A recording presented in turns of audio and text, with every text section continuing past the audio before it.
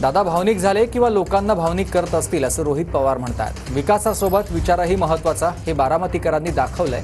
रोहित पवार यांचं हे वक्तव्य आहे। तर भाजपनं अजितदादांना जवळ करून ताकद कमी केली अशी टीका भाजपवर रोहित पवार यांनी केली आहे। असं का बोलले हे तर मला सांगता येणार नाही। भावनिक झाले असावेत, नाहीतर लोकांना भावनिक करण्याचा प्रयत्न ते तिथे करत असावेत। विकास हा तर महत्त्वाचा आहेच, पण विकासाबरोबर विचार सुद्धा तितकेच महत्त्वाचे आहे।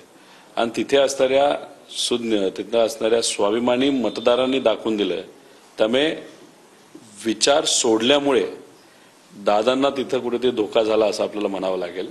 35 वर्ष ज्या विचाराच्या विरोधात दादा लढले, त्याच विचाराबरोबर जाऊन जर सत्तेत ते जात असतील तर मग ह्याला काय बोलायचं। आणि सगळ्याच गोष्टी पैशात आपल्याला मोजता येत नसतं। जे आम्ही बोललो ते आज खरं होताना दिसतंय। दादांना जवळ केलं भाजपली, पण जवळ करून त्यांची ताकद कमी केलेली हे दुनियाला माहिती आहे, दादांना तर कळलीच असेल। त्यामुळे गेल्या काही दिवसांमध्ये आपण जर बघितलं तर दादांचा पक्ष हा वेगळ्या प्रकारची भूमिका घेतोय।